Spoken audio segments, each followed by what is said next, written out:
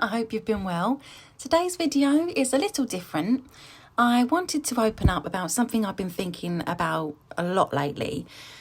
Recently, I have been having these thoughts of having some sort of art identity crisis, but I realised that it's more like an art identity discovery, more than a crisis. For a long time, I thought I had to choose between two styles of my art, which are my realistic wildlife drawings and my whimsical character illustrations. They couldn't feel more different to me when I draw them. One is detailed and grounded, and the other one is more about imagination and storytelling. But lately, I've realised I actually love both, and I want to try and combine both styles as much as I can. Because as much as I want to improve on my realistic work, there are some days where I just want to draw a mouse going trick-or-treating. And yeah, some days I just have the urge to draw something whimsical and a bit crazy, really. So let's start with my love for realistic art.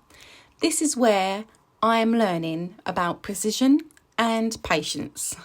I love capturing every tiny hair, every reflection in an animal's eye. Those little details, I think, make me really connected to the subject, which is mostly animals. But when I'm drawing in this realistic way, my mind quietens down and I slow down, and I really focus on all the textures and colour values. I won't lie, it is very satisfying and rewarding when a flat piece of paper suddenly turns into something that looks almost real and is going to jump off the page. I do feel like there's a sense of achievement when I complete a drawing with this level of detail, especially when I've used my own reference photos and it's obviously took a lot of time to complete it. Of course, my goal is to keep developing my skills with realistic colour pencil art, and I do still want to focus on capturing fine details, picking the more accurate colours and techniques that will bring my art to a higher standard. But of course, I know this will take time.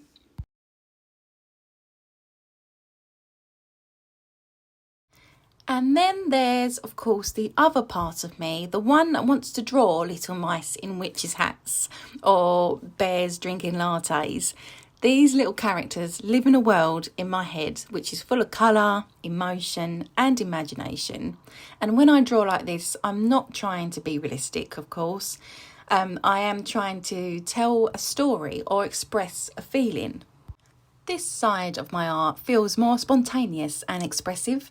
It lets me be silly, emotional, and even nostalgic. Honestly, sometimes it's such a healthy escape for when life feels a bit too heavy and serious. Sometimes I hear that little voice, that annoying little voice that keeps telling me, shouldn't I focus on one style? Now, this is something I've been battling since I started, and I've probably talked about this many times in previous videos.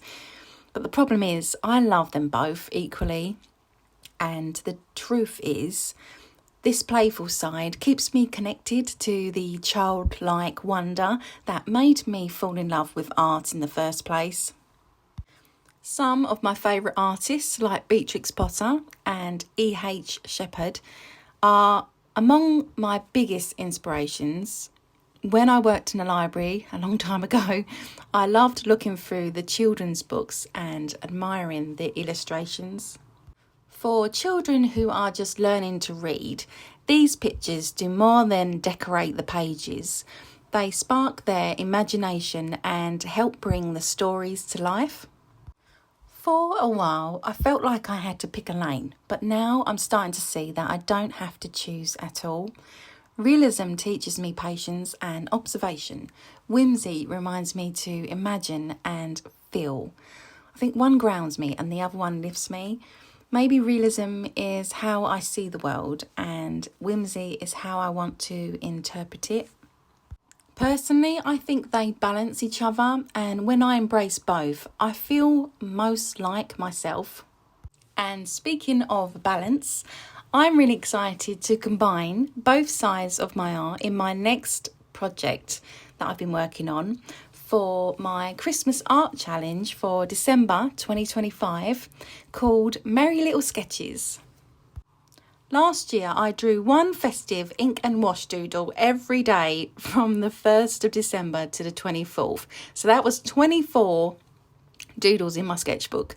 This year I'm slowing it right down with only 4 prompts leading up to Christmas, so 1 per week. Hopefully this will take the pressure off a bit, and of course you don't have to do all of them.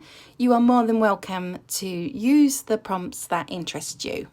I would love it if you could join me or get your little ones involved. I'm going to be using pencils because I'm obsessed and I want the practice. But you can use whatever art supplies inspire you. The goal is simple, just to create, have fun, and please share your art with hashtag Merry Little Sketches if you have an Instagram page, or feel free to post your art on my YouTube community page. I really want to be able to support and promote your art as much as possible, and I would really love it if I could cover my community page with as much festive art and inspiration as possible. And plus, I think it's wonderful when artists support other artists, so please don't be shy. I will be posting more information and of course the weekly prompts in the upcoming weeks of November, so make sure you have subscribed to my channel so you don't miss out on any content. And if you have ever felt like me and you don't fit into one art box, remember, you don't have to, and you're not lost, you're just growing as an artist. Thank you so much for listening to me ramble on today. I'd love to hear your thoughts. Do you explore different art styles? Maybe my Christmas art challenge this year might help you do just that.